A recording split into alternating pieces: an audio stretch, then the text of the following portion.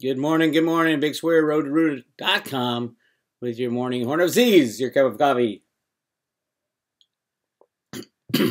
Before I start, I'm going to do zero hedge today. We're going to talk about what's going on there.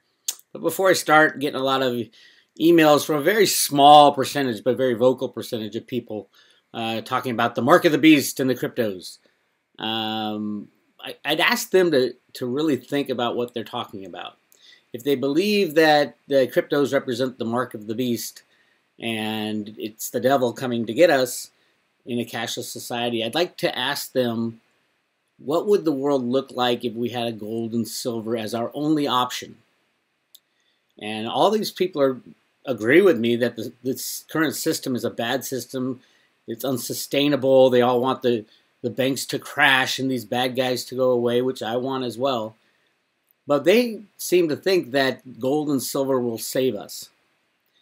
I don't see any way in the world that gold and silver can save us for various reasons. One, in the past, sure, it saved humanity every time an unbacked fiat monetary system crashed, which is thousands of times in human history. There's a couple problems with that now. Number one is they own all the banks and the banksters, and JP Morgan own all the gold and silver. So the control will not change over to humanity has control because we're on a gold and silver standard. Not at all. Not even close. As a matter of fact, I would say they'd have an even stronger stranglehold on humanity because they own all the gold and silver. They'll decide what to do with it. And they'll print money as the system dies to buy more of it. I think that's part of the reason why the cryptocurrencies were invented, was to create a system running alongside the current system so the transition is easier. But the second thing is, how would it happen? No gold and silver bug to date has explained to me how a crashing of the banking system and a transfer over to a gold and silver standard could even be possible. Number one, nobody has any. Number two, nobody knows about a gold and silver standard. Nobody knows why it's so important or why it was so important in the past. So it'd be a huge educational thing. You know, the first thing the banksters would do, those banksters that didn't hold gold and silver, would be wanting to rejigger the old system, SDRs and crap like that. Why give them all that power? If the banks crash, we are in some deep hurt. There's no power. There's no food. There's no water. There's no electricity. There's no health services. There's no protection. In a world like that, you can't implement a gold and silver standard, trying to pry the gold and silver from the hands of the bad guys. I think millions, if not billions, of people would die. And where's the morality there? Because people are trying to throw morality on me for saying we need the cryptos. It has to be that we have the cryptos for a smooth transition into something new. Just think about what you're saying when you're saying, no, we shouldn't have any cryptos, we should only have gold and silver. You're basically condemning millions, if not billions, to death because we are so ingrained now. We're such a nanny state. Humanity can't function on its own because when the system falls apart, when the banks shut down, there's no money to pay for any of the money is the blood that circulates through an economy.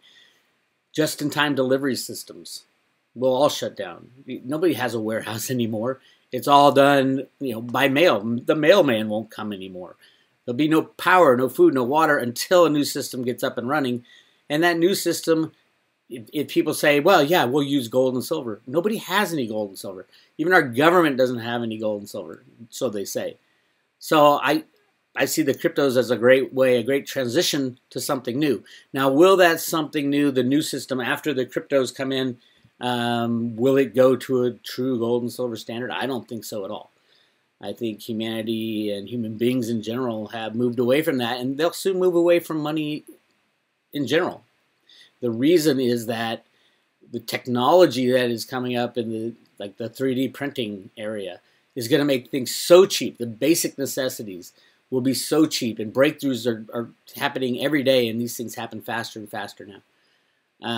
So if you have like a replicator that can make anything out of the elements in the air or create those elements, yeah, that's a long way away, maybe 50 or 100 years away, but that's not that far. I mean, what were you doing 50 years ago? I'm 53 years old. I remember kind of what the 60s were like. So you think forward 50 years, what's 2063? It seems, oh my God, it's so far away. No, it's not that far away. And is that kind of 3D replication of our basic necessities all that far away? I don't think it's all that far away. Keep an eye on 3D replication of absolutely everything. And in that scenario, we won't need money. It will be maybe a good thing to have, but we won't need it to survive. We won't need it for food or water or shelter in that type of futuristic society. The concept that the bad guys are going to take control of the cryptos and they invented the cryptos. Definitely the CIA was involved. Definitely Alan Greenspan was involved. Definitely the people within the Federal Reserve System and the Treasury were involved in the cryptos from day one. That's their job. Their job is to run the unbacked fiat monetary system. They had to know everything. And was Alan Greenspan involved in the cryptos? I believe absolutely he was involved. He was the world's best computer programmer all throughout the 60s and 70s and 80s. World's best. You don't just drop that kind of knowledge and walk away. Why do you think they put him as the head of the Federal Reserve System? So yes, I do think Greenspan, Stephen Duveau from the Federal Reserve Bank of Boston was involved. I think all those guys were involved to some level on the creation of electronic money. Well, Alan Greenspan's obvious. He blamed himself for Y2K. But the electronic cryptocurrencies that are decentralized and not run by a government, yes, they were involved. They had CIA meetings in the very early days of Bitcoin to ferret out what some of the experts in the Bitcoin world think would happen. And in any kind of technology, you can use it can be used for good or bad. So when the nuclear energy was created, yeah, it could be used for good or bad. We saw the bad parts of it that were used in the bombing of Japan. We saw the good parts that were used in medicine. So it's one of those things. Cryptocurrencies can be used for good or bad. I love them. I think they're an amazing way to transition out of the old system and into the new without billions of people dying.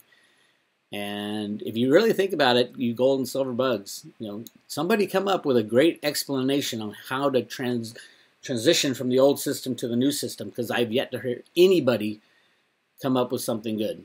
And I'm all open ears. Tell me, a situation where we use gold and silver in a decentralized way and distribute it throughout humanity and train humanity on how important gold and silver is for our monetary system.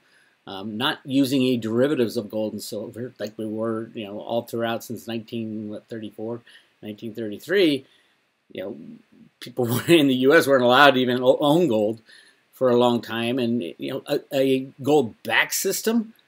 That means you got to trust the central power of the banksters once again. So, no, until someone comes up and says, "Hey, Bix, this is how we implement a true gold and silver standard for humanity."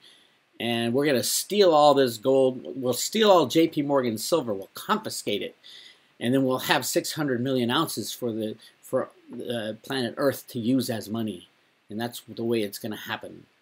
And good luck with that. I mean, in that transition, how many people will die because ATMs won't work, gas won't work, power, electricity, food, all that stuff. So I'd ask everybody there's not a lot of people who are sending me the Mark of the Beast stuff about the SDRs, but there are some, and they're very vocal on the chat rooms. I closed my chat rooms down a couple weeks ago because I only opened them a few months ago. So yeah, I've been in there. I know I could sit there and fight the fight all day and win 99% of the arguments, but it's a waste of time. Anyway, moving on. Let's just move on to, by the way, the cryptos are doing very well. Congratulations to Bitcoin, hit $4,000. It will continue to climb as the FUD decreases over time. You'll get a better understanding of how this is a great solution for humanity to transition out of the old system into something new. Yes, we do have to keep an eye on it, make sure the bad guys aren't trying to centralize any power with a supernode or something ridiculous like that. Completely against what Bitcoin is. It's a distributed network, decentralized system. Anyway, moving on. Trump, yes, I do think Trump is working with the good guys. he has hit that point where he will destroy the economic system. And the economic system absolutely needs to be destroyed. This isn't a system based on lies is not a sound foundation. And right now what we have is lies with the manipulation of the markets, manipulation of the data. Everything is manipulated just to keep the ball rolling. It gets back to the 1960s economic formula on the road to the golden age that I've talked about 100 times. And that's what's happening. We're at the end game where they hyperinflate the end currency, implode the system, and move on to something new. Morgan Stanley, well, that escalated quickly. One scary scenario is that the rise in volatility becomes self-fulfilling, with investors selling as volatility rises and markets move lower, driving more of both. For this risk, watch if new lows in the S&P are confirmed by new highs in the VIX. Basically, we have been, humanity, especially in the United States, has been educated, so to speak, by their financial advisor that you need a certain amount of stocks, a certain amount of bonds. Everybody does the same thing, and as long as they do that, everything goes up in price. And then you have the added bonus of manipulation to support all markets, or depress all markets if it's gold and silver. That's what's happening now. So for decades, that's what's been going on. Everybody's investing the same way, doing the same thing, and that's why it just keeps growing. And then when the reverse happens, they all try to funnel through the system, and the crashes are much more steep than the rises. And we will see that coming up probably very soon. But remember, Steve Mnuchin was the head computer market rigger at Goldman Sachs. He was the head of IT of Goldman Sachs. That's exactly why he was put as the head of the U.S. Treasury, because it's all done with computers and derivatives from the basement of the U.S. Treasury. Bannon in jeopardy. It looks like the leftist Clinton crowd are going after anybody they can get their hands on. Trump suspects key advisor is source of leaks. Trump has told associates that he believes Steve Bannon is behind damaging leaks about the White House colleagues. Steve Bannon's his buddy. Trump is running an agenda. That one's kind of obvious, so I don't know what it's all about, but maybe Trump's trying to distance himself from the good guys, and I don't know. It's all such a strange game behind the scenes, but I do think the good guys are playing this properly, and we'll see what happens, where it goes. This idiot in Charlotte runs over and kills a bunch of people. This is a problem. I had hoped when the next monetary crash came, there weren't two sides kind of butting heads together in the United States to cause a civil war, because that's what the banksters and the bad guys want. It's escalating. Will there be a civil war? I don't think so, because both sides are they kind of segregate themselves anyway. The left and the right are kind of different parts of the country, and I would think everybody would just hunker down instead of people in California venturing out to Kentucky and things like that. But we'll see. And here's a big one, and this gets back to the whole idea that gold and silver as the next monetary system would not be good, because we will have chaos and trouble. Because if the banks go down, everything goes down. And on that note, let's talk about when the grid goes down. Now, a lot of people say, oh my God, there'll be no cryptocurrencies. There'll be no life on Earth if the grid goes down. We'd have no power. We'd have no access to anything. We're in a just-in-time delivery system, meaning that everything is done computer-wise. You won't get any gas. You won't get any power. You won't get any water. You won't get any communications. It's all done over the internet. And that's where we are. There's nothing we can do about that if you take that away. If the grid goes down to an EMP or a solar flare or for any reason, a bug. All those people, that's, the gold and silver people, that's their answer to why you should not be in cryptos. The fact is that if the grid goes down, yes, you can't use your cryptocurrencies. You can't use your gold and silver either. Now, let's be honest. And the reality is the majority of humanity will die, unfortunately, because we're so reliant on the grid now. But if the grid comes back up, bravo, you got your cryptocurrencies back. It's not like the cryptos disappear. You still have your paper wallet, your hard drive and things like that. So we'll see. But let's take a look at what happens when the grid goes down. I've talked about this a lot.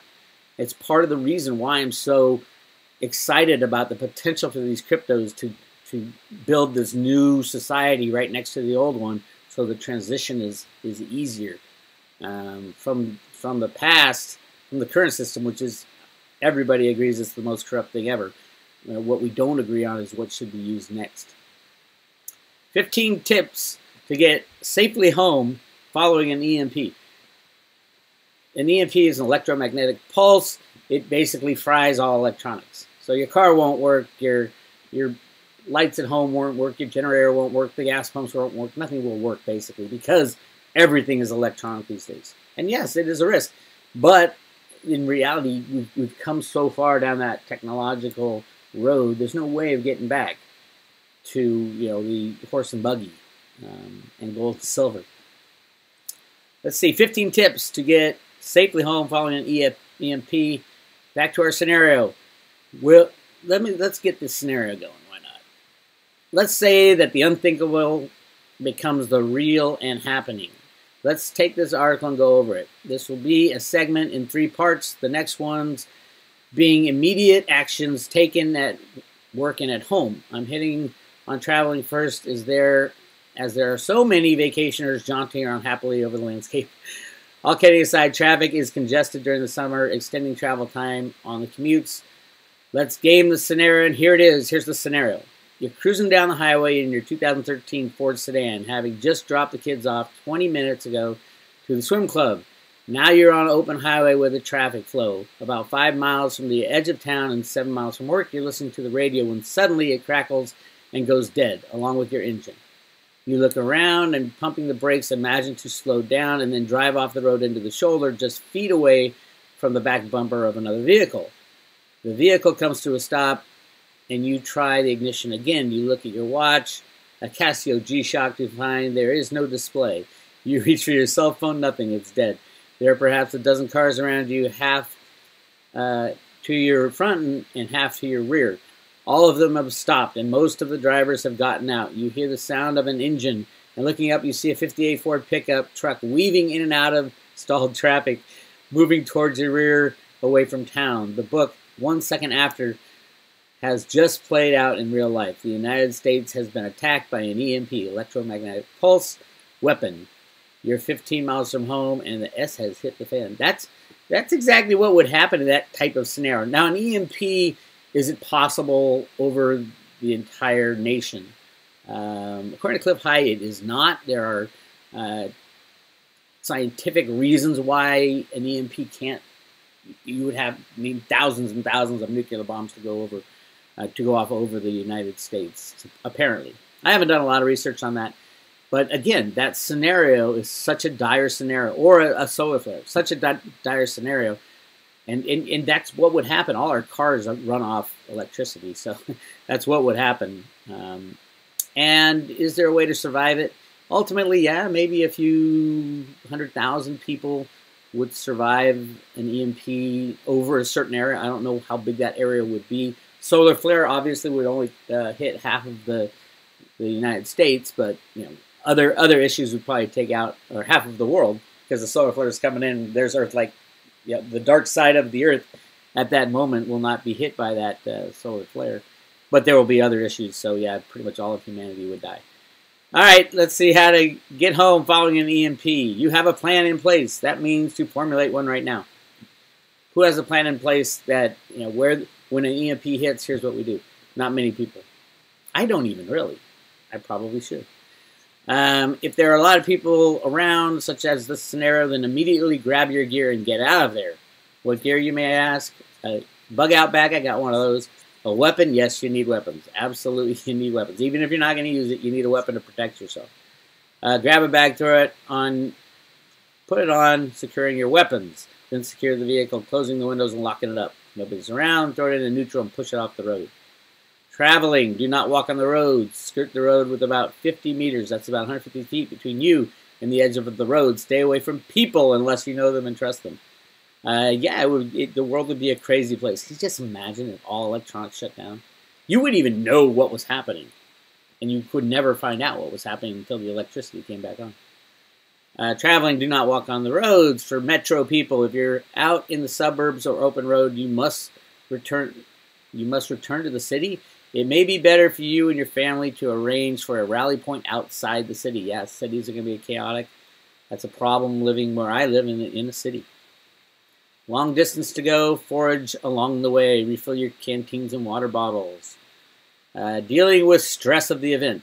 The power's not coming back on ever, and it really has begun. The day after doomsday is here. Take a deep breath, concentrate on your training and your preparation. In that scenario, the majority of humanity would be dead. So, yes, you can dream up any scenario you'd wish. Maybe that's what God has in plan for us anyway. I don't know. But living that way, living and prepping and planning for that eventuality, you're pretty much going to be pretty miserable with your entire life. Best advice I can give, travel at night. I mean, the advice is fine for a short-term blackout. But an EMP, which fries electronics, is probably a permanent blackout in that area because, obviously you'd have to start from scratch if you're going to go back to some kind of electronic system. The rest of the family, they must know the overall plan. Everybody must know the overall plan because you won't be able to get in touch with anybody. Most likely you'll run and try to find your loved ones, like your kids, wherever they may be, and you won't know where they may be because you can't call them. It's really a bad scenario. But is it possible? Sure, it's possible. Anything's possible. I don't think it's likely, but if it does happen, you're not going to be happy that you bought gold and silver, that's for sure.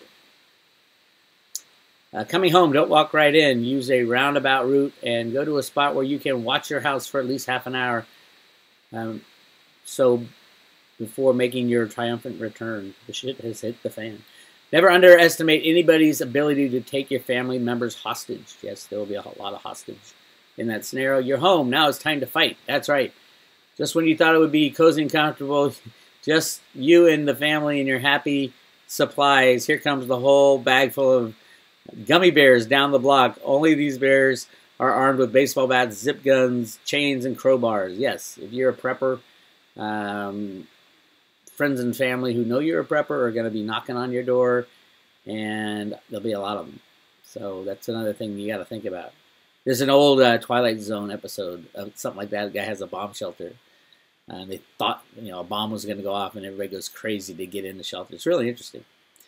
Obtain a second set of electronic equipment. Oh yeah, the one just JJ continuously warns about.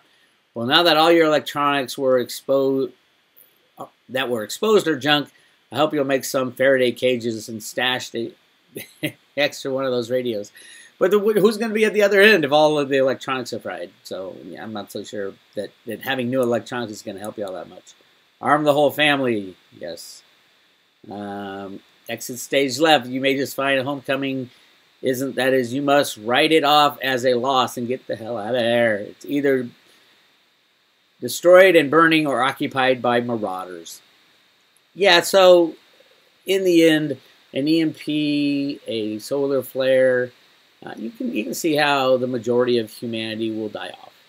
And it's a very sad thing and a sad way to live if you're planning every day for that type of thing. And know your gold and silver will not be worth more. It just won't. When the system gets up and going, maybe 20, 30, 40 years later, and you can convince everybody in your town that gold and silver is the only real money. There you go. So this is a doom and gloom morning Horn of Z's. Really excited though right now. I have a discussion with Joe and Cliff. We're going to talk about all kinds of good stuff, including the Antarctica situation. Cliff's getting all kinds of data on that. Some new ICOs. I'd like to talk to Cliff about salt because Cliff hasn't talked about salt in his reports, and I'm a big fan of the salt for the transition out of the old system into the new electronic system, the crypto electronic system, a trustworthy electronic system. So we're going to talk about that. We're going to talk about all kinds of stuff. It will be posted on Joe's website. Joe does allow comments, so you'll see a lot of Bix Weir bashing in that one because of my recent comments calling people out. It's the way things are. So this is Bix Weir, roadtorua.com. Like this video, and don't forget to sign up at roadtorua.com for your free emails, and you get a free book called Silver, Gold, Bitcoin, and God. I'm signing out.